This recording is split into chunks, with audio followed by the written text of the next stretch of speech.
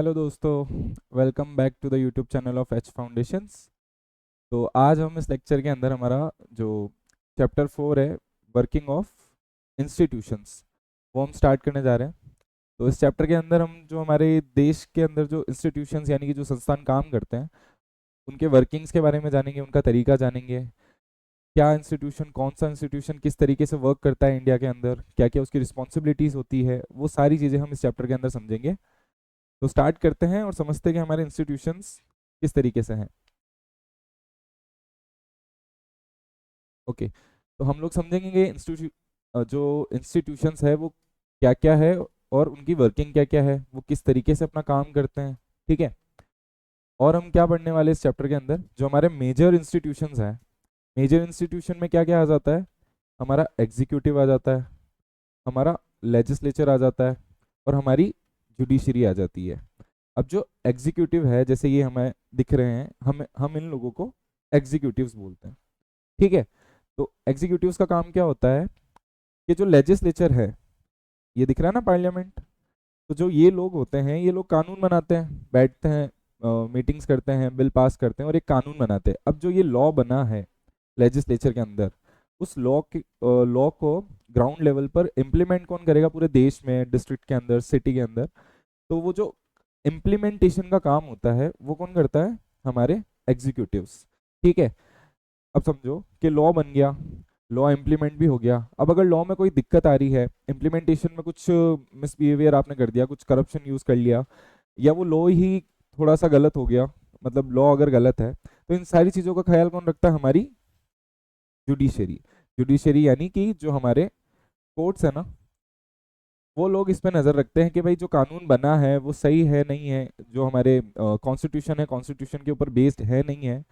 तो ये सारे हम इंस्टीट्यूशन धीरे धीरे एक एक करके आने वाले इस लेक्चर में हम समझेंगे। तो हम क्या समझेंगे कि एग्जीक्यूटिव, लेजिस्लेचर, जुडिशरी, इनकी वर्किंग क्या है। एक एक इंस्टीट्यूशन उठाएंगे, उस इंस्टीट्यूशन की पूरी वर्किंग देखेंगे, एक्सप्लेनेशन देखेंगे। ठीक है। और ये सारे जो इंस्टीट्यूशंस हैं, हम इनको, जो हमारा डेमोक्रेसी है उसके एस्पेक्ट के रिगार्डिंग भी देखेंगे कि ये हमारे डेमोक्रेसी में फिट होती ही नहीं होती है। ओके। तो क्या है, how is a major policy decision taken, यानी कि कोई भी पॉलिसी, जो मेजर पॉलिसीज होती है इंडिया के अंदर, उसका डिसीजन किस तरीके से लिया जाता है। तो वो हमें समझते हैं स्टोरी ऑफ ऑफिस मेमोरेंडम। अभी जो ऑफिस मेमोरेंडम है, ये कुछ नहीं है, एक तरह का जो हमारी गवर्नमेंट है, गवर्नमेंट ऑर्डर होता है, यानी कि एक लॉ बन गया है। अब लॉ आपने लेजिस्लेचर से तो बना लिया, ठीक है। अब जो गवर्नमेंट है, वो गवर्नमेंट क्या करेगी, एक लॉ तो आपने कर दिया, वो ऑर्डर तो देगी ना एग्जीक्यूटिव्स को कि तुम जाओ और अब ये जो हमारा लॉ पास हुआ है इसको आप इम्प्लीमेंट करो। तो जो ऑफिस मेमोरेंडम का मतलब यही होता है कि एक government, kind of government order, जो गवर्नमेंट बोल रही है कि हाँ, आप ये जो है बिल वो आप पास करो। ठीक है। तो इसकी डेफिनेशन देखिए तो, an order issued by government of India on August 1390, August 13 1990। ठीक है। तो एक ऑर्डर था, एक ऑफिस मेमोरेंडम था, जो कि अगस्त 13 1990 को गवर्नमेंट ने इश्यू करा। ठीक है। अब वो ऑर्डर क्या था, वो ऑफिस मेमोरेंडम क्या था, और वो किसके द्वारा लिया गया था, वो भी देखते हैं। बाई वूम, यानी कि उसको किसने ऑफिस ऑफिस मेमोरेंडम पास करा।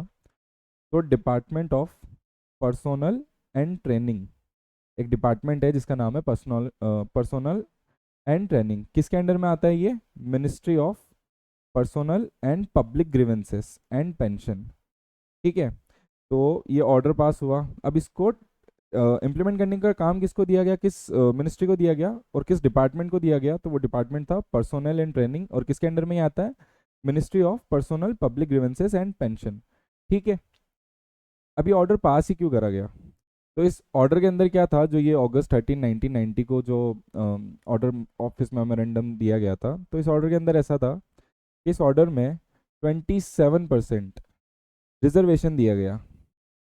ठीक है। किसको, socially and educationally backward classes. अब ये जो socially and educational backward classes है, आज के करंट टाइम में आप इन्हें ओबीसीज के नाम से जानते हैं।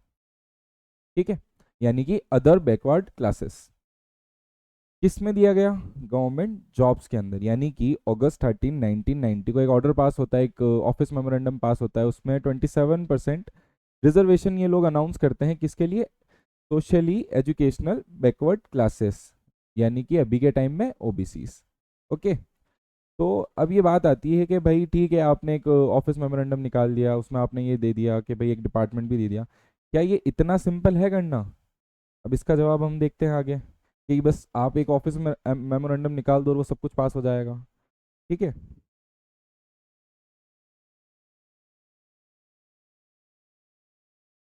ओके। तो एक मंडल कमीशन था।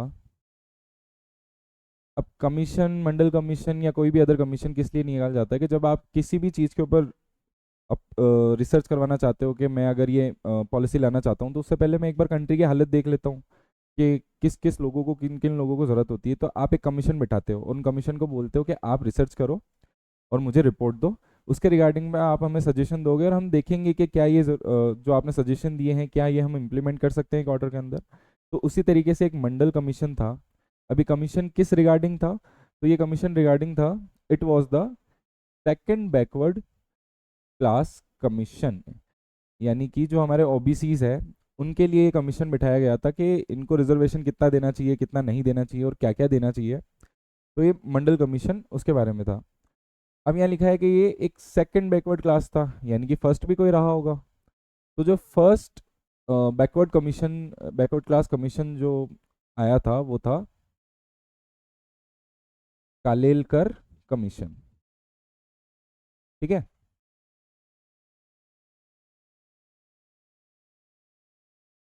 इसने अपनी रिपोर्ट दी थी 1955 के अंदर। ठीक है। तो थोड़ा सा कालेलकर कमीशन को देख लेते ताकि हमें कंपेयर करने में इजी होगा कि जो मंडल कमीशन था उसमें क्या क्या चीज़ें थी। तो कालेलकर कमीशन जो 1955 में अपनी रिपोर्ट देता है, उसमें इसने क्या करा? इसने सोशली एजुकेशनल बैकवर्ड क्लासेस को तो दिया ही दिया, और सोशली एजुकेशनल बैकवर्ड क्लासेस के अंदर उस उन्होंने जो वुमेन्स थी, उनकी एक सेपरेट कैटेगरी बना दी कि वुमन, चाहे वो एसटी की हो, एससी की हो, उनको तो रिजर्वेशन मिल ही रहा था। जो अदर वुमेन्स भी होगी, चाहे वो जनरल कैटेगरी से हो, चाहे वो ओबीसीज में आती हो, सारी वुमेन्स जो हैं उनको रिजर्वेशन मिलना चाहिए, ऐसा कालेलकर कमीशन की सजेशन और रिपोर्ट में उन्होंने बताया था। लेकिन हमारे जो मंडल कमीशन था, उसमें क्या था? तो जो हमारा मंडल कमीशन है, वो अपॉइंट होता है 1979 के अंदर, अंडर चेयरमैनशिप ऑफ बीपी मंडल। यानी कि बीपी मंडल जो थे वो चेयर कर रहे थे इस कमीशन को, और इन्हीं के नाम से कमीशन का नाम भी रखा गया है मंडल कमीशन। ठीक है। तो बात आती है कि अपॉइंट क्यों करा गया था। तो जो जैसे जैसे मैंने आपको बताया कि to identify the socially and educationally backward classes in India. यानी कि इनका काम था कि आप इंडिया के अंदर जितनी भी socially and educationally backward classes है, उनको आइडेंटिफाई करो कि कितनी ऐसी क्लासेस है जो कि इंडिया के अंदर एक तो सोशल तरीके से बैकवर्ड है और एजुकेशनल तरीके से बैकवर्ड है। तो इनका काम यही था कि आप एक बार आइडेंटिफाई करो, फिर क्या करना है कि आप रिकमेंड करो कि उनके एडवांसमेंट यानी उनके अपलिफ्टमेंट के लिए हम लोग क्या क्या पॉलिसीज लेके आए, क्या क्या हम स्टेप्स लें, वो सारी चीज़ें आप हमें सजेस्ट करो। ठीक है। तो ये कमीशन अपॉइंट होता है 1979 में, और ये अपनी रिपोर्ट जो देता है वो देता है एक साल बाद, यानी कि 1980 के अंदर। अब उस रिपोर्ट में क्या था, तो वो देखते हैं what was there in that report. तो many points were discussed in report about backward classes. यानी कि काफ़ी सारी चीज़ें इन्होंने आइडेंटिफाई करी, काफ़ी सारी पॉइंट्स उन्होंने बताए जो कि बाद में डिस्कस भी हुए थे। ठीक है। तो one of the recommendation was to give 27% reservation. यानी कि जो मंडल कमीशन था, जो आज हम ओबीसी का रिजर्वेशन देखते हैं कि उनको 27% रिजर्वेशन मिलता है, तो वो रिजर्वेशन का सजेशन उनको दिया, गवर्नमेंट को किसने दिया था? मंडल कमीशन में। तो कितना रिजर्वेशन मिलता है ओबीसी को, जो सोशली एजुकेशनल बैकवर्ड क्लासेस है उनको? 27%। ठीक है। किस में मिलता है? गवर्नमेंट जॉब्स के अंदर। अब एक क्वेश्चन उठ के आता है कि डज रिकमेंडेशन मीन्स लॉ? तो इसका आंसर होगा नो। क्योंकि आप गवर्नमेंट ने आपको अपॉइंट करा कि आप चेक करो कि हमें क्या क्या चीज़ें इनमें करनी चाहिए और आप हमें सजेशन दो। तो अब अगर मंडल कमीशन के केस में देखें तो मंडल कमीशन ने रिकमेंड करा कि आप 27% SC BC को, ये सब आप 27% रिजर्वेशन दो। तो अब ये डिपेंड करता है गवर्नमेंट के ऊपर, ये एक तरह से रिकमेंडेशन है जो कि गवर्नमेंट के ऊपर क्या नहीं है, गवर्नमेंट के ऊपर बाइंडिंग नहीं है। बाइंडिंग का मतलब होता है कि ऐसा उन पे कोई तलवार नहीं लगा दी, सिर के ऊपर लटका नहीं दी कि यार अगर आप ये नहीं करोगे तो आप आपके साथ गलत होगा। तो ये बाइंडिंग नहीं है, अगर गवर्नमेंट को लग रहा है कि ये सही है देना चाहिए तो गवर्नमेंट दे सकती है। तो ये काइंड ऑफ एक सलाह है, रिकमेंडेशन है। कोई ऐसा नहीं है कि मतलब इन्होंने बोल दिया तो वो एक तरह से सीधा लॉ ही बन जाएगा, इसके ऊपर गवर्नमेंट अपना देखेगी कि ये देना चाहिए नहीं देना चाहिए। फिर बिल निकलेगा पार्लियामेंट में, फिर वो लोग डिसाइड करेंगे कि हमें ये चीज़ पे बिल बनाना है नहीं बनाना है। ओके, तो बात आती है कि then how did the recommendation become a law. ठीक है, वो भी देखते हैं आगे कि भाई एक रिकमेंडेशन जो है वो लॉ बनता कैसे है फिर। तो जैसे एक लोकसभा इलेक्शन हुए थे 1989 के अंदर, है ना। तो इलेक्शन में क्या हुआ था, जैसे अब देखना कि मंडल कमीशन जो था वो कब अपॉइंट हुआ था, 1979 के अंदर। और उसने रिकमेंडेशन उसकी रिपोर्ट कब दी थी, 1980 के अंदर। इस बीच में तो कुछ नहीं हुआ। अब लोकसभा इलेक्शन जो हुए थे 1989 के अंदर, उसमें जो जनता दल था उनका इलेक्शन मैनिफेस्टो, मैनिफेस्टो का मतलब होता है कि यार आप अगर हमें लेके आओगे तो हम लोग क्या क्या काम करने वाले हैं, मतलब एक कैंपेन का तरीका। हमने जब पिछले वाले चैप्टर में पढ़ा था ना, कैंपेनिंग करते हैं। तो इलेक्शन मैनिफेस्टो का मतलब वही है कि वो कैंपेनिंग के दौरान ये सारी चीज़ें बता रहे थे कि हम लोग क्या क्या करने वाले थे। तो अब देखते हैं कि जनता दल ने इलेक्शन मैनिफेस्टो में क्या क्या रखा था। तो उन्होंने प्रॉमिस करा, किस चीज़ का प्रॉमिस करा, और प्रॉमिस किसको करा, सिटीजन्स को, वोटर्स को।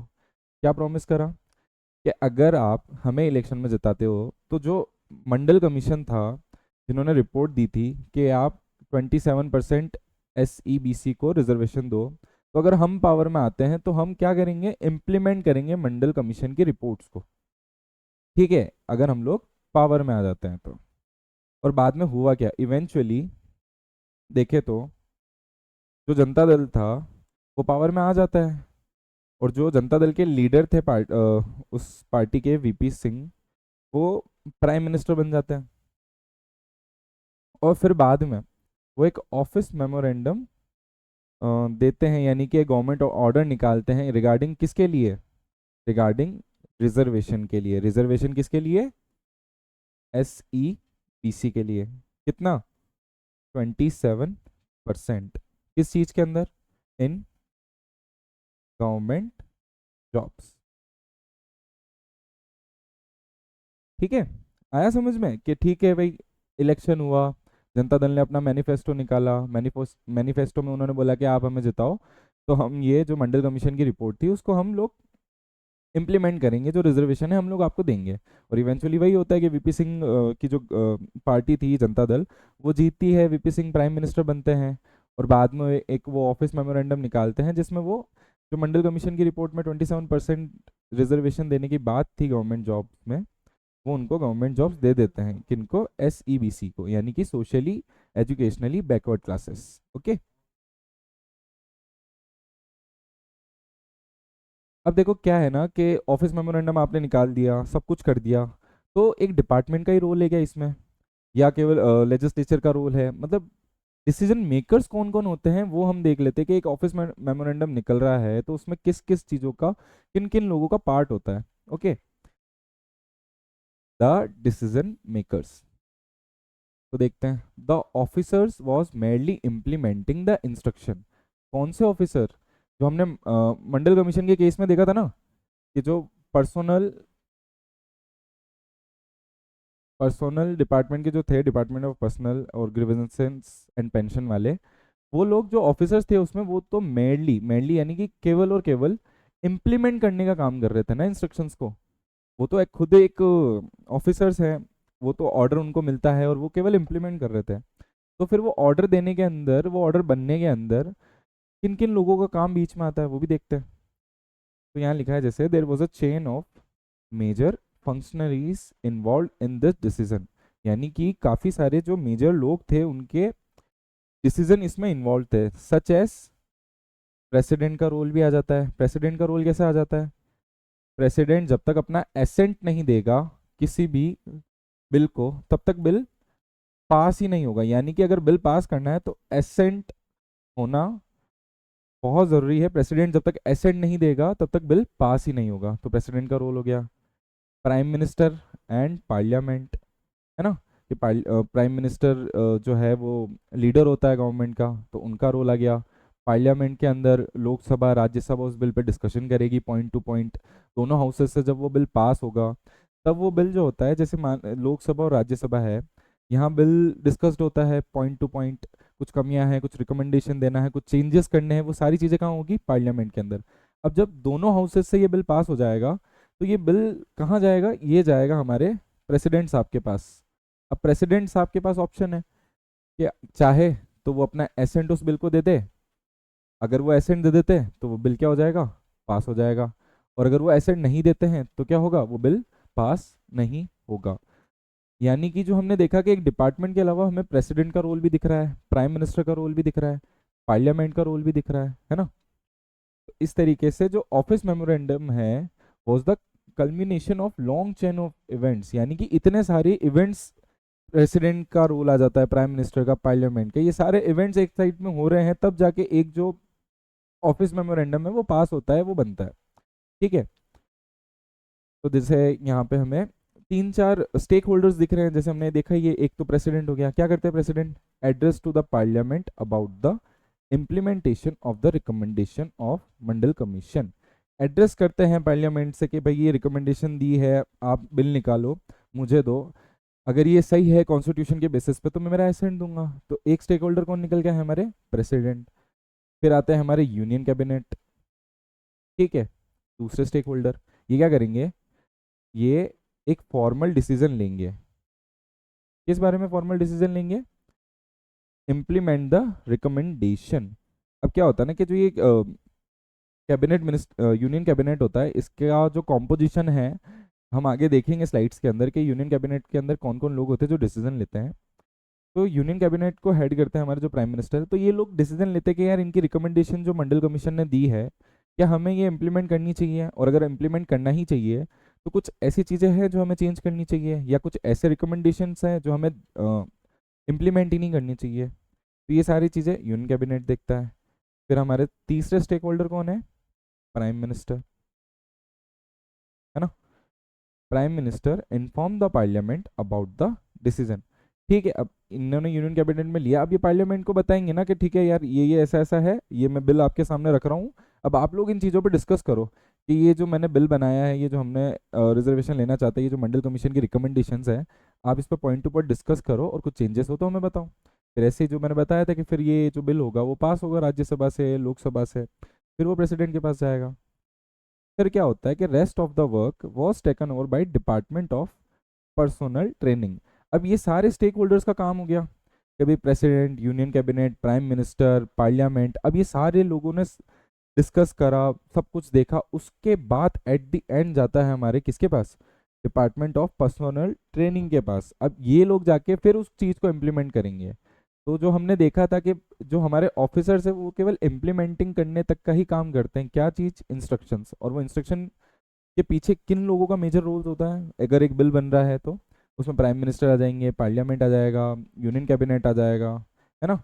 उसके बाद एट द एंड जाके ऑफिसर्स को दिया जाता है कि अब आप हमारे इंस्ट्रक्शंस को इम्प्लीमेंट करो।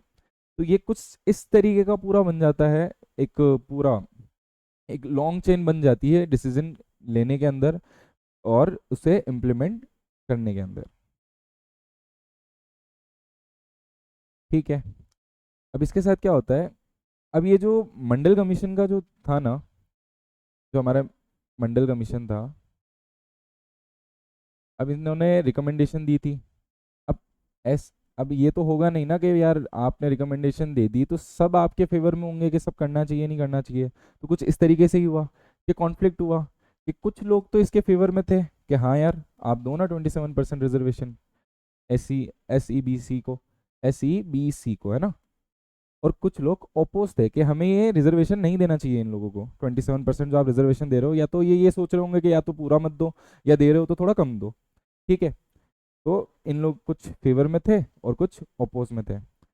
तो अब ये जाके रिजॉल्व कैसे होता है कॉन्फ्लिक्ट, कि अगर आपने दो ग्रुपिंग कर दी कि कुछ लोग आपके फेवर में हैं और कुछ लोग फेवर में नहीं है, अब इस कॉन्फ्लिक्ट को सॉल्व तो करना पड़ेगा ना। तो फिर उसमें आते हैं हमारे जुडिशरी। जैसे मैंने बताया था कि भाई आप बिल निकाल रहे हो, कुछ भी कर रहे हो, इम्प्लीमेंट कर रहे हो, अब आप कर देते हो, अगर उसमें कुछ कमी है, किसी एक सेक्शन को उससे दिक्कत हो रही है, उनके कॉन्स्टिट्यूशन के जो राइट्स है अगर वो वॉयलेट हो रहे हैं, तो उन चीज़ों पे ध्यान कौन देता है, उन चीज़ों पे वर्क कौन करेगा, उन चीज़ों को रोकेगा कौन? हमारी जुडिशरी। जुडिशरी यानी सुप्रीम कोर्ट हो गए, हमारे हाई कोर्ट्स हो गए, इनके पास जाता है ये मैटर। तो फिर ये लोग डिसीजन लेते हैं कि यार अब हमें इनमें क्या चेंजेस लाने चाहिए कि हम लोग जो भी सेक्शन है हमारा जो फेवर में है और जो अपोज में है, और हमारी जो कॉन्स्टिट्यूशनल वैल्यूज है वो सेफ रह सके। होता क्या है in India, Sawhney and others versus Union of India case, यानी कि एक पर्सन थे, इंदिरा सोनी करके थे, यहाँ इंडिया आ गया है, ठीक है, और उनके साथ मिलकर उन्होंने जो गवर्नमेंट थी उनके खिलाफ केस करा, कहाँ? सुप्रीम कोर्ट के अंदर, कि ये चीज़ सही नहीं है, आप इस पे अपना पॉइंट ऑफ व्यू दो, आप इसको सही करो। तो उसमें होता क्या है, supreme court declared that this order of the government of India was valid, यानी कि वैलिड तो था, कि जो गवर्नमेंट ने ये सब चीज़ें करी वो वैलिड तो था, लेकिन इसमें कुछ ना कुछ चीज़ें चेंज करने की ज़रूरत थी। तो उससे क्या हुआ कि उन्होंने गवर्नमेंट को आस्क करा, किस चीज़ के लिए? To modify the original order, ठीक है। केस जाता है सुप्रीम कोर्ट के पास, सुप्रीम कोर्ट देखता है सब चीज़ें, फिर वो गवर्नमेंट को बोलता है कि ठीक है यार, आप जो चीज़ करना चाह रहे हो वो सही तो है, लेकिन आपको उन चीज़ के अंदर कुछ मॉडिफिकेशन करने होंगे, कि आप अगर जो SEBC है या OBC बोल लो, आप उनको देना चाह रहे हो रिजर्वेशन, आप दो, लेकिन कुछ मॉडिफिकेशंस के साथ दो। तो फिर वो मॉडिफिकेशंस क्या होते हैं कि accordingly the department of personal and training issued another office memorandum on September 8 1993, यानी कि जो डिपार्टमेंट था पर्सनल एंड ट्रेनिंग का, उन्होंने एक और ऑफिस मेमोरेंडम निकाला, कब? September 8 1993 में, और मॉडिफिकेशन लेके आए। अब वो किस तरीके के मॉडिफिकेशंस थे? तो उस मॉडिफिकेशंस में क्या था कि आपने रिजर्वेशन तो रखा, बट एक कॉन्सेप्ट उसमें ऐड करा। क्या कॉन्सेप्ट था वो? कॉन्सेप्ट ऑफ क्रीमी लेयर,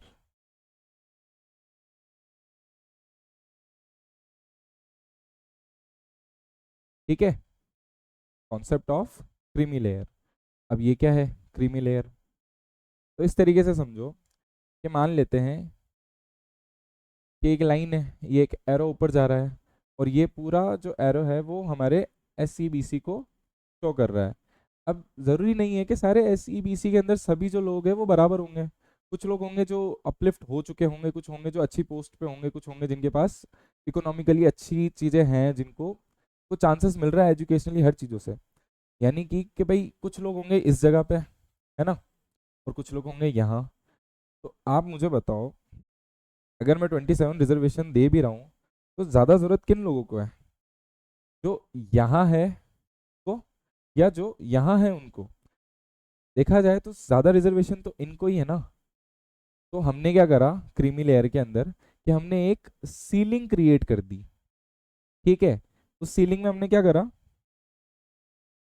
कि इस सीलिंग के ऊपर जो लोग होंगे हम उनको रिजर्वेशन नहीं देंगे, इस सीलिंग के अंदर जो लोग होंगे हम उनको रिजर्वेशन, सॉरी, हम उनको रिजर्वेशन देंगे। तो ये जो सीलिंग हमने बनाया उसको हमने नाम दिया क्रीमी लेयर, ठीक है। तो अब क्रीमी लेयर के अंदर क्या होता है,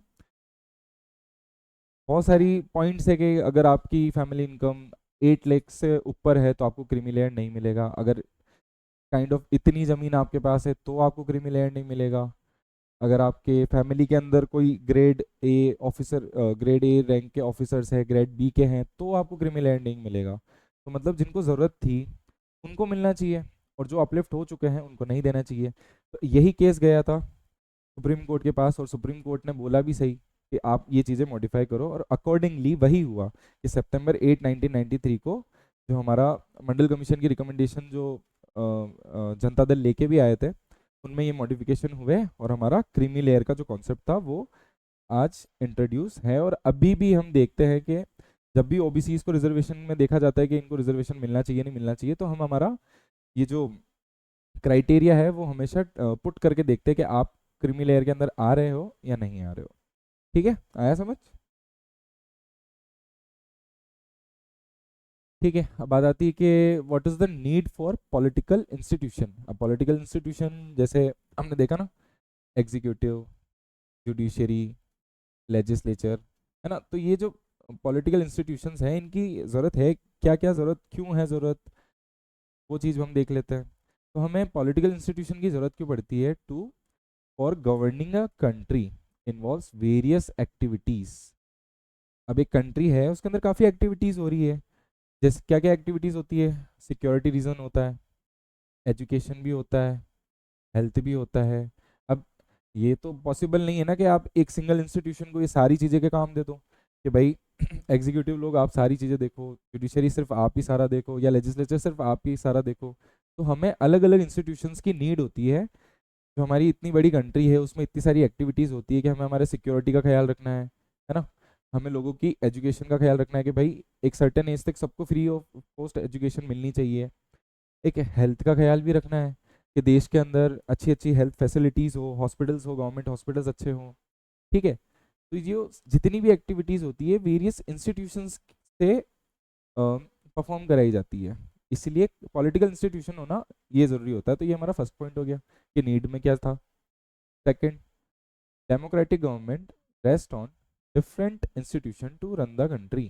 जो हमारा फर्स्ट चैप्टर था हमने उसमें पढ़ा था ना कि डेमोक्रेटिक गवर्नमेंट के अंदर क्या क्या चीज़ें होती है, कि यार आपको वोटिंग का भी ख्याल रखना है कि सिंगल वोट हो, सिंगल वैल्यू हो, सिंगल पर्सन को एक वोट मिल रहा हो, या सभी को आप ढंग से रख रहे हो, सही तरीके से आप उनके कॉन्स्टिट्यूशन प्रोविजन को सबको तरीके से इक्वली ट्रीट कर रहे हो। तो ये सारी चीज़ें रखने के लिए हमें पॉलिटिकल इंस्टीट्यूशन की ज़रूरत होती है ना। अलग अलग चीज़ों में अलग अलग चीज़ करेंगे लोग, जैसे इलेक्शन कमीशन है तो वो इलेक्शन पे ध्यान रखता है ना। तो ये एक हमारा हो गया कि डेमोक्रेटिक गवर्नमेंट होती है उसका बेस ही यही होता है कि आप सारी चीज़ें फुलफिल करो, जो हमारे सिटीजन्स हैं उनको आप इक्वली ट्रीट करो और सारी चीज़ें प्रोवाइड करो। तो ये हमारा सेकंड पॉइंट हो गया। Some institutions are required to make laws. ठीक है, अब कौन बनाता है हमारी कंट्री में लॉज, पार्लियामेंट बनाता है, मतलब राज्यसभा और लोकसभा। तो कुछ इंस्टीट्यूशंस होते ही हैं कि जिनको लॉ बनाने का काम देना चाहिए। तो हमें हमारे उसके अंदर कौन कानून बनाता है, पार्लियामेंट। चाहे कोई भी कंट्री आप ले लो, का जो पार्लियामेंट होगा वही उनके लिए कानून बना रहा होगा। ठीक है, तो इसलिए हम अलग अलग इंस्टीट्यूशन रखते हैं कि एक जो इंस्टीट्यूशन होगा वो कानून बनाएगा, एक इंस्टीट्यूशन जो होगा वो लागू करेगा, और एक जो इंस्टीट्यूशन होगा वो देखेगा कि इसमें कुछ कमी है या नहीं है। तो ये हमारा थर्ड पॉइंट हो गया। Some institutions take decision and implement them, prime minister and civil servants. यानी कि कुछ इंस्टीट्यूशन के अंदर कुछ लोग होते हैं जो डिसीजन भी लेते हैं और इम्प्लीमेंट भी करते हैं। जैसे कि एक हो गए हमारे प्राइम मिनिस्टर। अब ये गवर्नमेंट के लीडर होते हैं ना, जो मेजोरिटी गवर्नमेंट होती है उनके लीडर होते हैं प्राइम मिनिस्टर। तो ये उस टाइम पे लॉ भी बना रहे होते हैं, है ना, बैठ के डिस्कस कर रहे होते हैं पार्लियामेंट के अंदर, या ऑफिस मेमोरेंडम जो ये लोग पास करते हैं ये भी करते हैं। अब एक इनके अलावा सिविल सर्वेंट, सिविल सर्वेंट यानी कि जो हमारे आईएएस हो गए या आईपीएस हो गए। ठीक है, तो जो आईएएस होते हैं वो हमारे डिस्ट्रिक्ट मजिस्ट्रेट भी होते हैं। तो किसी किसी डीएम जो होते हैं ना, डिस्ट्रिक्ट मजिस्ट्रेट, तो किसी ना किसी केसेस के अंदर इनको भी बनाना पड़ता है, कोई डिसीजन बनाना पड़ता है और उसको इम्प्लीमेंट भी करना पड़ता है अपने डिस्ट्रिक्ट की सिचुएशन के अकॉर्डिंगली। ठीक है, तो ये हमारा फोर्थ पॉइंट हो गया। फिफ्थ देखते हैं, some institutions work to resolve the dispute. Supreme court यानी कि जुडिशरी हमारी, जो मैं बताया था ना कि कुछ लोग जो होंगे वो तो कानून बनाएंगे और कुछ लोग होंगे जो डिस्प्यूट अगर होता है बीच में तो उसको सॉल्व करेंगे। तो हमारे कंट्री के अंदर जो इंस्टीट्यूशन है जो डिस्प्यूट सॉल्व करता है वो कौन है, सुप्रीम कोर्ट। ठीक है, ये हो गया हमारा फिफ्थ पॉइंट। अब देखते हैं, working of the institution involves rules and regulation. ठीक है, यानी कि जो इंस्टीट्यूशंस की वर्किंग होती है उसमें काफ़ी सारे रूल्स रेगुलेशंस इन्वॉल्व होते हैं। तो this often leads to delay and complications. अब इतने सारे रूल्स और रेगुलेशंस के साथ साथ क्या होता है कि कई चीज़ों में डिले हो जाता है, मतलब लेट हो जाता है, और कॉम्प्लिकेशंस आ जाती है कि किसी किसी को समझ नहीं आ रहा है या कुछ कुछ प्रॉब्लम्स आ जाती है। तो बात आती है कि भाई then it is it good to have a political institution. तो इसका आंसर है बिल्कुल यस। अगर अलग अलग पॉलिटिकल इंस्टीट्यूशन ही नहीं होंगे तो आप काम कैसे करोगे, अलग अलग काम अलग अलग लोगों को देना पड़ेगा ना। तो मतलब कि पॉलिटिकल इंस्टीट्यूशन की नेगेटिव साइड्स भी हो सकती है लेकिन पॉजिटिव साइड्स भी है साथ ही साथ। तो अगर हम ब्रॉड पिक्चर को देखें तो पॉलिटिकल इंस्टीट्यूशन कंट्री में होना बहुत ज़रूरी है। जब आपकी इतनी बड़ी डाइवर्स कंट्री हो, अब उसको रन करने के लिए आप अगर एक ही इंस्टीट्यूशन रखोगे तो वर्किंग सही तरीके से नहीं चल पाएगी, सारे काम सही तरीके से नहीं हो पाएंगे। इसलिए हमारे पास वेरियस पॉलिटिकल इंस्टीट्यूशन है, और इन सारे पॉइंट्स हमें समझ में आता है कि हमें पॉलिटिकल इंस्टीट्यूशन की नीड क्यों है। तो आई होप कि ये सब पढ़ने के बाद आपको नीड समझ में आई होगी कि पॉलिटिकल इंस्टीट्यूशन की नीड आखिर होती क्यों है। ठीक है। अब एक तुम्हारे मन में आया होगा कि you may think that one person should take all decision but it is again the spirit of democracy. अब डेमोक्रेसी के चैप्टर में पढ़ा था ना कि अगर एक बंदा, सिर्फ एक बंदा डिसीजन ले रहा है तो वो कहाँ लीड कर जाएगा?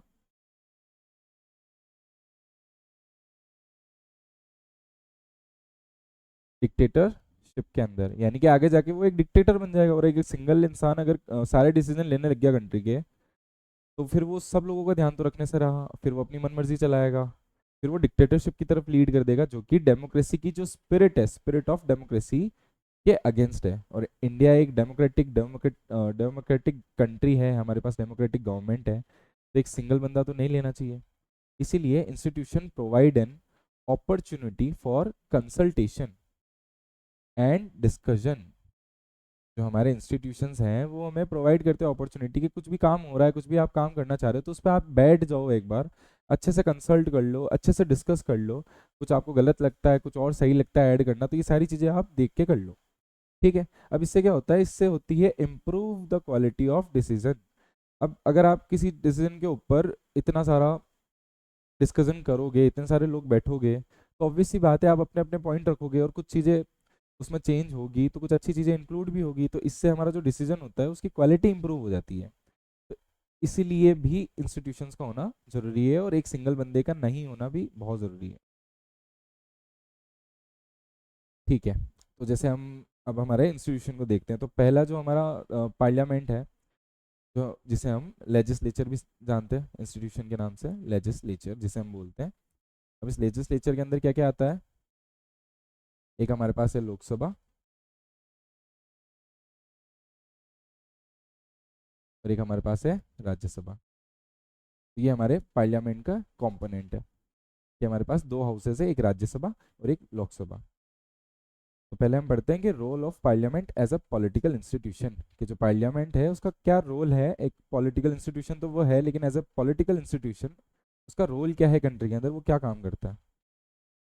तो जो हम, अगर तुम रिकॉल करो केस विथ ऑफिस मेमोरेंडम, कि वो जो ऑफिस मेमोरेंडम निकाला था गवर्नमेंट में, अब वो कहीं बना तो होगा ना, तो बनता कहाँ है? बनता तो पार्लियामेंट में है ना। कोई भी बिल बन रहा है वो बनेगा कहाँ? पार्लियामेंट के अंदर। तो parliament played a very important role in making law. ठीक है। यानी कि काम क्या पार्लियामेंट का? लॉ बनाना। ओवर मंडल कमीशन, जो हमने मंडल कमीशन की रिकमेंडेशन का देखा था, तो अब मंडल कमीशन ने रिकमेंडेशन दे दी, अब उसको लॉ किसने बनाया? तो लॉ बनाया हमारे पार्लियामेंट ने। पार्लियामेंट के अंदर जो लोकसभा राज्यसभा है, कि भाई ऐसा समझो कि मान लेते हैं कि अगर ये बिल है वो लोकसभा के अंदर फर्स्ट इंट्रोड्यूस हुआ है ना,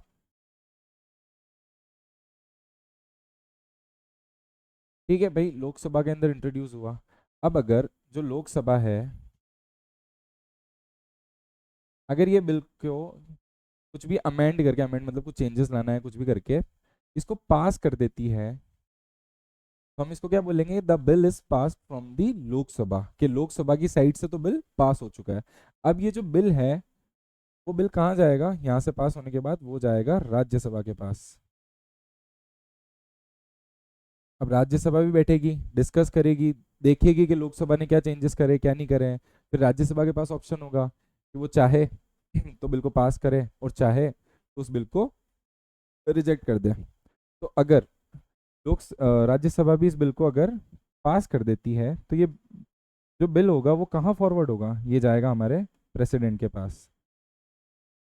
अब प्रेसिडेंट के पास ऑप्शन है, आप चाहो तो एसेंट दे दो, और चाहो तो नहीं दो।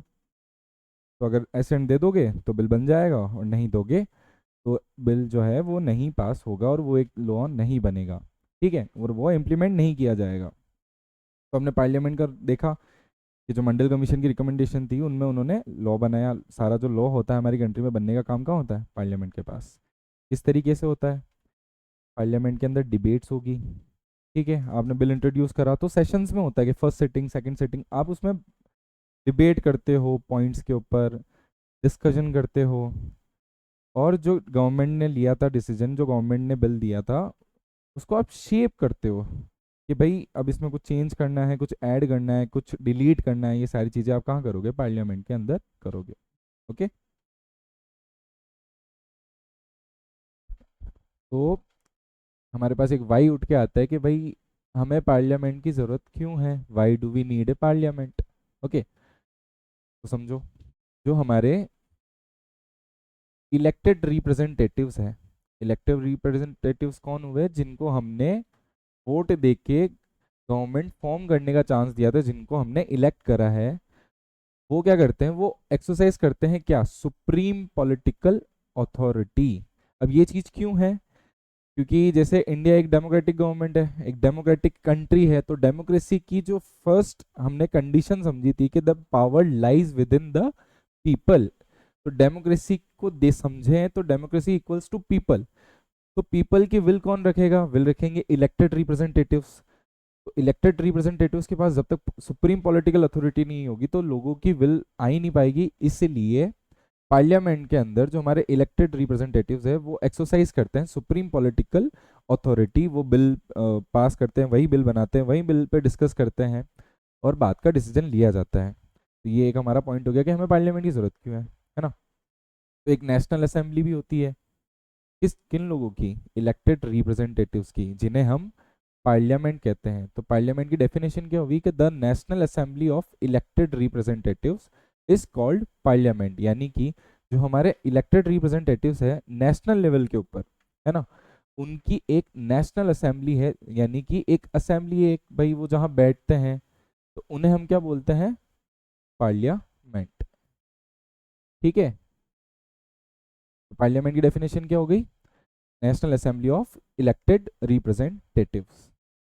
और ये तो हो गया नेशनल लेवल पे। स्टेट लेवल पे, है ना, स्टेट लेवल पे जो हमारे इलेक्टेड रिप्रेजेंटेटिव्स जो बैठते हैं उन्हें हम क्या कहते हैं? State legislative assemblies. ओके, तो एक नेशनल लेवल पे हो गया हमारे पास पार्लियामेंट, और स्टेट लेवल पे हमारे पास जो इलेक्टेड रिप्रेजेंटेटिव्स होते हैं जो उनकी असेंबली होती है, स्टेट असेंबलीज, उनको हम बोलते हैं स्टेट लेजिस्लेटिव असेंबली। ओके, आगे बढ़ते हैं। Parliament is the final authority for making laws in any country. अब ऐसा क्यों है कि भाई जो पार्लियामेंट है उसके पास ही फाइनल अथॉरिटी है किस चीज़ की? लॉज बनाने की, किसी भी कंट्री के अंदर। क्योंकि जिस जैसे हमने डेफिनेशन पढ़ा कि पार्लियामेंट क्या होती है, कि इलेक्टेड रिप्रेजेंटेटिव्स की असेंबलीज होती है। तो जैसे डेमोक्रेसी की डेफिनेशन बोलती है कि डेमोक्रेसी इक्वल्स टू पीपल, तो ऑब्वियस सी बात है अगर वो पार्लियामेंट है तो उसके पास फाइनल अथॉरिटी होनी चाहिए लोगों की विल को रखने की और उस पर कानून बनाने की। ओके, तो पार्लियामेंट कर क्या क्या सकती है? पार्लियामेंट कैन मेक लॉज, कानून बना सकती है। चेंज एग्जिस्टिंग लॉज, जो ऑलरेडी लॉज है उसको अमेंड कर सकती है, उसको चेंज कर सकती है। मतलब कि जो लॉ अगर कोई बना हुआ है ऑलरेडी कंट्री के अंदर, अगर वो सही नहीं है, उनको लग रहा है कि इसमें चेंजेस की जरूरत है, तो वो उसको चेंज कर सकती है। कौन कर सकती है? पार्लियामेंट कर सकती है। और क्या कर सकती है? एबोलिश कर सकती है, कि अगर कोई लॉ है ऑलरेडी, अगर वो चाहे कि अब इसकी जरूरत नहीं है, ये सही नहीं है, तो आप उसको एबोलिश भी कर सकते हो। And can make new laws in their place, आप एबोलिश करके उसकी जगह कोई नया कानून भी बना सकते हो। तो ये सारा जो काम है वो कौन देखता है हमारे यहाँ? पार्लियामेंट। ठीक है, parliament exercise some control over those who run the government. यानी कि जो पार्लियामेंट है वो कंट्रोल करती है किन लोगों पे? जो हमारी गवर्नमेंट रन करते हैं। ठीक है, अब इसका एक तुम्हें रामबाण फॉर्मूला समझाता हूँ। ये तुम्हें आने वाली क्लासेस, चाहे वो 11 10th हो, 11th हो, 12th हो, या तुम्हारा कॉलेज लेवल हो, ये फॉर्मूला हमेशा याद रखना। Executives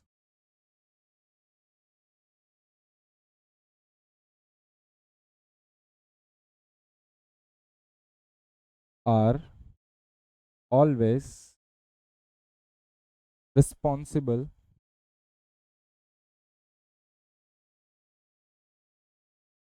to the legislature. यानी कि लोकसभा। यानी कि जो हमारे एग्जीक्यूटिव्स है वो किसके ऊपर रिस्पॉन्सिबल है, किसको वो अपनी रिपोर्ट देते हैं, किसको अपनी सारी बातें बताएंगे और कौन उन पे कंट्रोल करेगा, तो कौन करता है, लेजिस्लेचर यानी कि लोकसभा। यानी तो ये जो फॉर्मूला मैंने बताया ये हमेशा याद रखना, executives are always responsible to the legislature. ठीक है, तो किस तरीके से करते हैं वो लोग, तो वो run the government can take decision only so long as they enjoy support of the parliament. तो ये लाइन कह रही है कि जो गवर्नमेंट के अंदर जो लोग डिसीजन ले रहे हैं वो तब तक ही डिसीजन ले सकते हैं जब तक कि वो पार्लियामेंट के अंदर अपना सपोर्ट एंजॉय कर रहे हैं, जब तक उनके पास पार्लियामेंट के अंदर सपोर्ट है। अब वो सपोर्ट किस तरीके से है, तो हम उसे बोलते हैं मेजोरिटी सपोर्ट। मेजोरिटी सपोर्ट समझना इस तरीके से, जैसे कि जस्ट मेरे को थोड़ा ये मिटाने दो।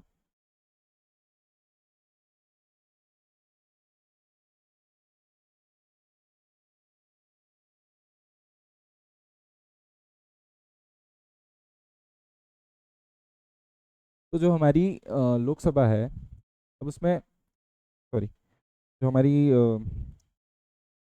545 मेंबर्स है, ठीक है। अब एक गवर्नमेंट है, उसको मेजोरिटी सपोर्ट के लिए इनमें से हाफ कितना होगा, 272, 272 प्लस चाहिए, तब जाके इनको मेजोरिटी सपोर्ट मिलेगा। अगर इससे कम सीटें उनके पास है, तो इससे कम वोट उनको मिल रहे हैं अपने पार्लियामेंट के अंदर, तो उनका मेजोरिटी सपोर्ट गिर जाएगा। और जब भी मेजोरिटी अगर किसी गवर्नमेंट की गिर रही है तो उस गवर्नमेंट को रिजाइन करना पड़ता है। तो अब समझ में आया कि वो किस तरीके से इंजॉय करते हैं, कि जब तक उनके पास पार्लियामेंट का सपोर्ट होगा तब तक ही वो अपना काम कर रहे हैं, जब तक ही वो पावर के अंदर है। अगर मेजोरिटी सपोर्ट गया तो आपकी गवर्नमेंट भी गई। ठीक है, और क्या करती है parliament, parliament control all money, all the money that government have. यानी कि जो गवर्नमेंट के रिसोर्सेज हैं जहाँ से वो पैसा कमाती है, और मेजर उसके सोर्स क्या है, तो मेजर गवर्नमेंट का सोर्स क्या है, टैक्स। ठीक है, और भी बहुत सारी चीज़ें हो गई। ठीक है, तो जितनी भी उनकी रिसोर्सेस हैं, जितनी भी उनकी मनी पावर है गवर्नमेंट की स्पेंड करने की, वो कौन कंट्रोल करता है, वो कंट्रोल करता है पार्लियामेंट। किस तरीके से कंट्रोल करता है, तो पार्लियामेंट्री सैंक्शंस होते हैं। यानी कि अगर मुझे एज ए गवर्नमेंट, अगर मैं पावर में हूँ और मुझे किसी भी चीज़ के ऊपर पैसा खर्च करना है, तो मुझे पार्लियामेंट का अप्रूवल चाहिए होगा। और वो अप्रूवल किस फॉर्म में हमें मिलता है, तो हमें पार्लियामेंट्री सैंक्शंस लगाने होंगे। ठीक है, are required to spend the public money, मुझे पार्लियामेंट का देना पड़ेगा। जैसे बजट भी पास होता है तो उसके अंदर हम लोग ऑलरेडी सब चीज़ें करते हैं कि भाई मुझे इन इन चीज़ों पे चाहिए पैसा, तो उस पर भी डिस्कशन होता है। फिर पार्लियामेंट पास करती है कि हाँ यार इनको इतना पैसा देना चाहिए, या इससे कम देना चाहिए, या इससे ज़्यादा देना चाहिए, जो भी होता है वो सारी चीज़ें हम लोग पार्लियामेंट्री सेक्शंस के द्वारा डिसीजन लेते हैं। ठीक है, जैसे बजट मैंने बताया था कि budget is needed to approved in parliament. Okay, तो अब पार्लियामेंट फिर समझो कि क्या है, कि highest forum of discussion and debate. यानी कि एक कंट्री के अंदर हाईएस्ट लेवल पे कहीं डिबेट और डिस्कशन हो रहा है तो वो कहाँ हो रहा है, पार्लियामेंट के अंदर हो रहा है। किस बेसिस पे हो रहा है, पब्लिक इश्यूज पे हो रहा है, नेशनल पॉलिसीज पे हो रहा है। और ये सारी जो पब्लिक इश्यूज हो गए, नेशनल पॉलिसीज होगी, वो सब डिस्कस होता है हमारे पार्लियामेंट के अंदर। तो ये हमने देखा कि पार्लियामेंट ज़रूरी क्यों है। अब ठीक है, अच्छी अच्छी बातें तो कर ली कि पार्लियामेंट के अंदर इतने सारे लोग बैठ रहे हैं, इतना डिस्कशन हो रहा है, पार्लियामेंट के पास ये पावर है, वो कंट्रोल कर रही है गवर्नमेंट को, मनी कंट्रोल कर रही है, लॉ बना रही है।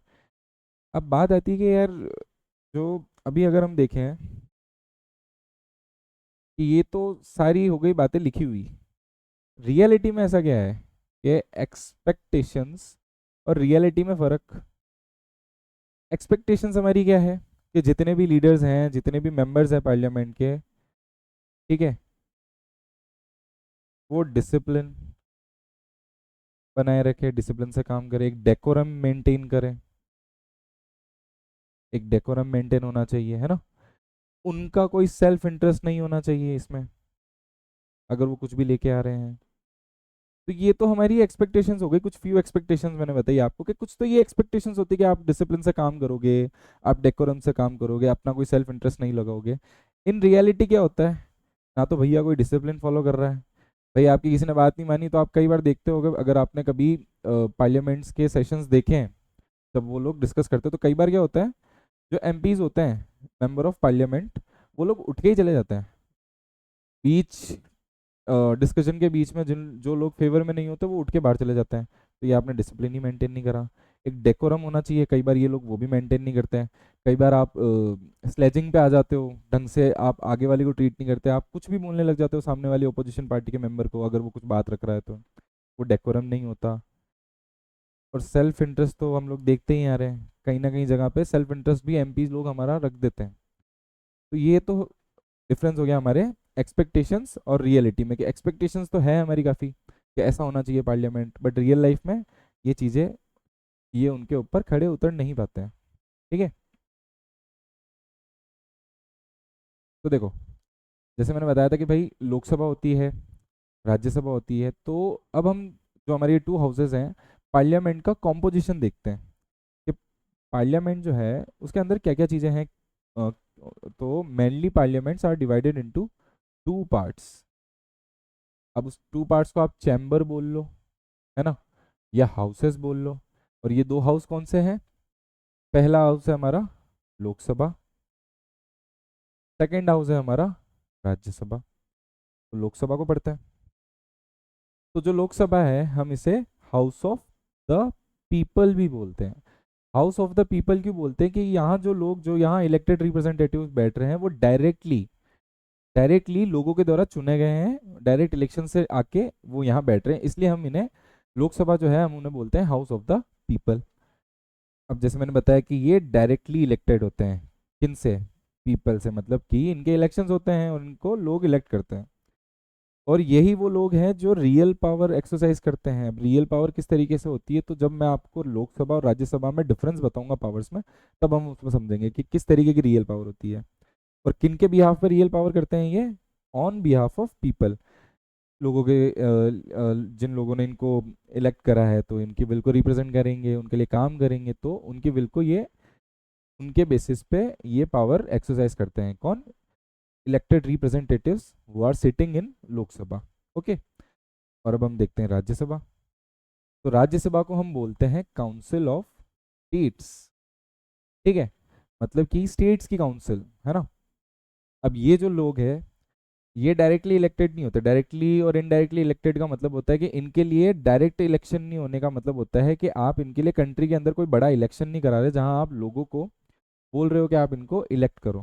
ठीक है, अब इसके काफ़ी रीजंस हैं, क्योंकि इनके पास इतनी रियल पावर नहीं होती, या इनका काम उतना नहीं होता जितना लोकसभा का होता है ना। तो ये इलेक्टेड इनडायरेक्टली होते हैं। क्या करते हैं ये?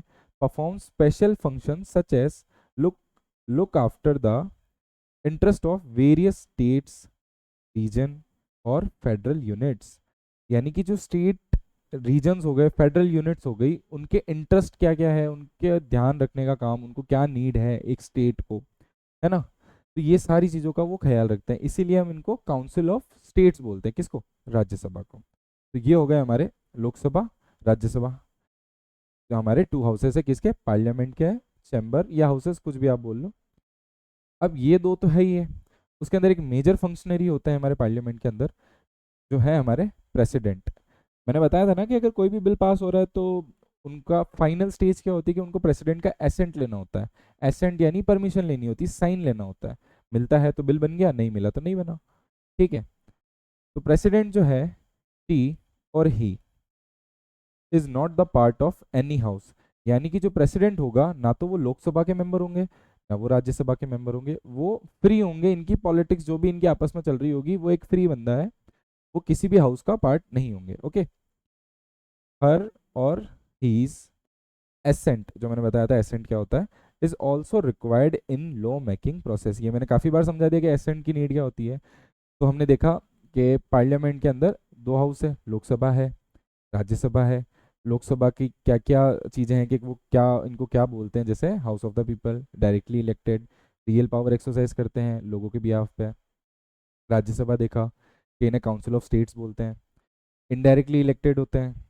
ठीक है, और स्टेट, रीजन्स और फेडरल यूनिट्स के इंटरेस्ट के ऊपर ये ख्याल रखते हैं। और हमने प्रेसिडेंट देखा कि यार ये कोई भी पार्लियामेंट, लोकसभा या राज्यसभा के पार्ट नहीं होते हैं, और इनका एसेंट रिक्वायर्ड होता है किसी भी बिल को पास करने के लिए। ठीक है, अब हम क्या देखेंगे, तो जो लोकसभा और राज्यसभा के अंदर कॉम्पोजिशन क्या है वो हम देखेंगे, है ना। तो पहले हम देखते हैं टोटल नंबर ऑफ मेंबर्स। तो total number of members Lok Sabha के अंदर कितने हैं, 543। ये क्या है, ये है इलेक्टेड रिप्रेजेंटेटिव्स जो डायरेक्टली इलेक्ट हुए हैं, है ना। तो सर अब आपने बोल दिया ये 543 डायरेक्टली इलेक्ट हुए, तो ये दो जो लिखा है +2 ये क्या है, तो ये +2 है, इनको अपॉइंट करते हैं हमारे प्रेसिडेंट।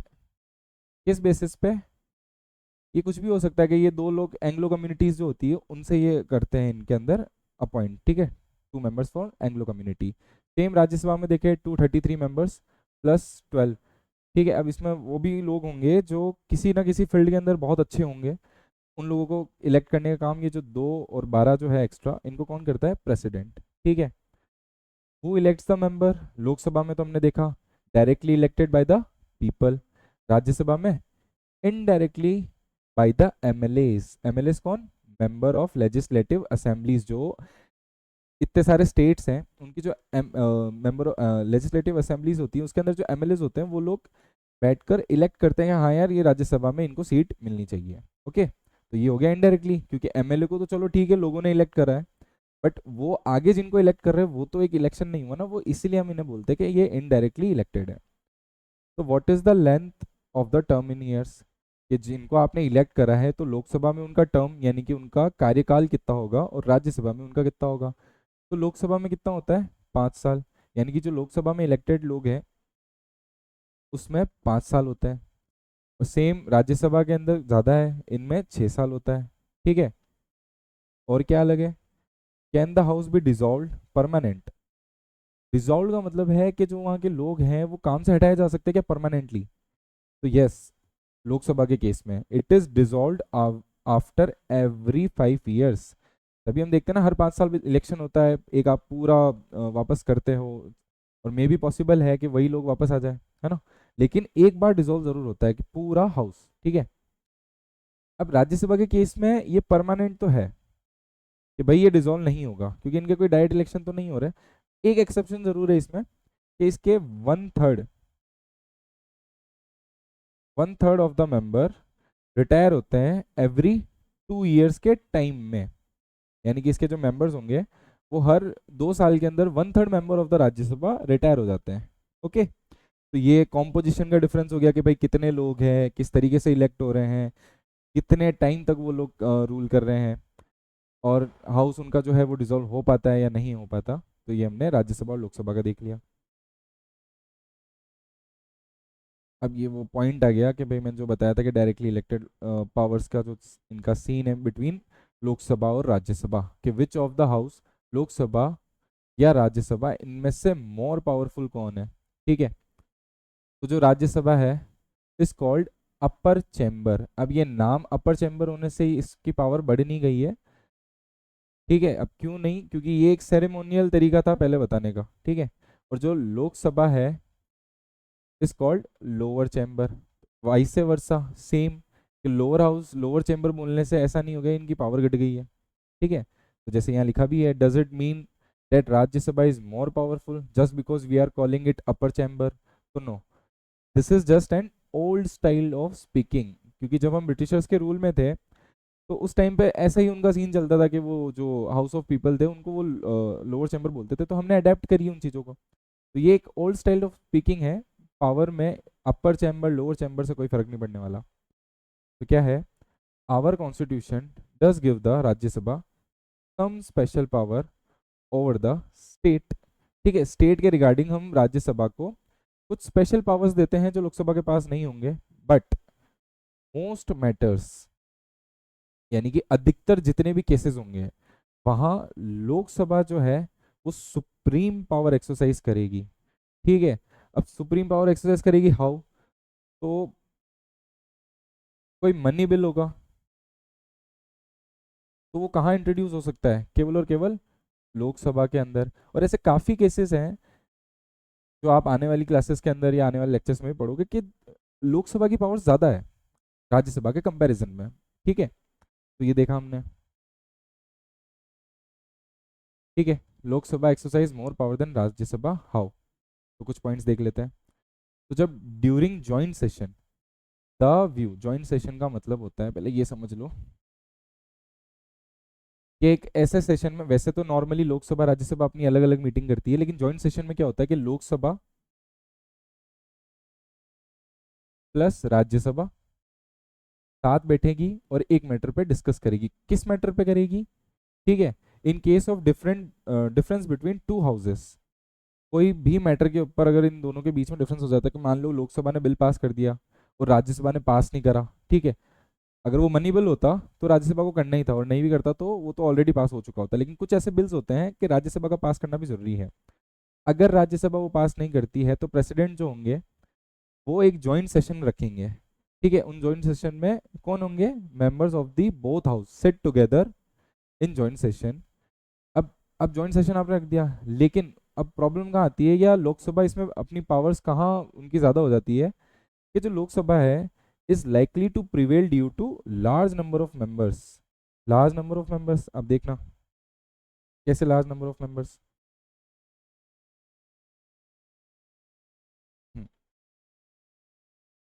तो अब देखो इनके पास कितने मेंबर है? 543 प्लस 2, इसमें लोकसभा में। राज्यसभा में कितने थे? 233 प्लस 12। तो तुम्हें क्लियरली डिफरेंस दिख रहा है कि लोकसभा के पास ज़्यादा मेंबर है। तो जब अगर इनकी जॉइंट सिटिंग होती भी है, तो अगर वोटिंग भी आप करा भी लोगे, तो ज़्यादा मेंबर तो लोकसभा के पास है, तो ऑब्वियस सी बात है मेजोरिटी तो लोकसभा की चलेगी फिर डिसीजन के अंदर, अगर आप वोटिंग करा देते हो। तो इस तरीके से वो प्रिवेल कर जाते हैं। और ज्वाइंट सेशन में मैं थोड़ा एक्स्ट्रा बताऊं आपको, तो ज्वाइंट सेशन जो होता है, तो लोकसभा के जो लोकसभा में एक स्पीकर होता है और राज्यसभा में चेयरमैन होता है। तो जब ज्वाइंट सेशन हो भी रहा है, तो जो स्पीकर है वो इसको हेड करेंगे ज्वाइंट सेशन को। और ज्वाइंट सेशन में किस कानून के बेसिस पे होगा? तो वो लोकसभा के कानून के बेसिस पे चलेगा। तो ये दो पॉइंट तो मैंने आपको एक्स्ट्रा बता दिए कि इससे इनकी पावर भी बढ़ रही है। ठीक है, और क्या है? Lok Sabha exercise more powers in money matters. मैंने पिछली स्लाइड में बताया था कि मनी बिल केवल और केवल लोकसभा में इंट्रोड्यूस हो सकता है। ठीक है, इसके अलावा budget on any money related laws pass by Lok Sabha can not be rejected by Rajya Sabha. यानी कि बजट में कोई भी ऐसा लो लोकसभा लाना चाह रही है, अब जैसे मैंने बताया था कि भाई पास करने के लिए आपको दोनों हाउसेस की नीड है उसकी, लेकिन जब आप लोकसभा से पास करके राज्यसभा के पास भेजते हो, तो उनके पास ऑप्शन केवल यही होता है कि भाई इनको सीधा आप पास करो, आप इनको रिजेक्ट नहीं कर सकते। ठीक है, इट कैन ओनली डिले, यानी कि आप केवल इसे 14 डेज मैक्स टू मैक्स 14 दिनों के लिए ही डिले कर सकते हो। उसके बाद वो ऐसा माना जाएगा कि भाई डिले के बाद अगर ये टाइम पीरियड खत्म होता है तो वो पास माना जाएगा। और सजेस्ट एनी चेंजेस, और वो चेंज सजेस्ट कर सकते हैं। ठीक है, लेकिन Lok Sabha is not bound to follow it, कि भाई राज्यसभा ने इस पे कुछ चेंजेस सजेस्ट तो कर दिए कि भाई आप ये चेंजेस करो। अब लेकिन लोकसभा की मर्जी है, वो चाहेगा तो वो सजेशन मानेगा, नहीं चाहेगा तो नहीं मानेगा। मतलब कि राज्यसभा की बात की कोई वैल्यू रही नहीं मनी मैटर्स के अंदर। तो ये देखा आपने पावर्स के बारे में। और कुछ है? ठीक है, Lok Sabha control the council of ministers and prime ministers.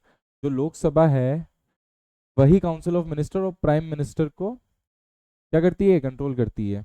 किस तरीके से करती है ये हम आगे बढ़ेंगे, जब हमारा एग्जीक्यूटिव वाला पोर्शन हम पढ़ रहे होंगे, जिसमें हम प्राइम मिनिस्टर और काउंसिल ऑफ मिनिस्टर्स को भी देखेंगे। Okay, only the person who enjoy the majority support in Lok Sabha can be appoint as prime minister. यानी कि जो लोकसभा है उसमें जो इंसान मेजोरिटी सपोर्ट ले पा रहा होगा सारे मेंबर्स का, ठीक है, उसी को प्राइम मिनिस्टर अपॉइंट करा जाता है। ठीक है, और क्या है? With no confidence all ministers including prime minister can be force to quit. यानी कि एक नो कॉन्फिडेंस मोशन होता है।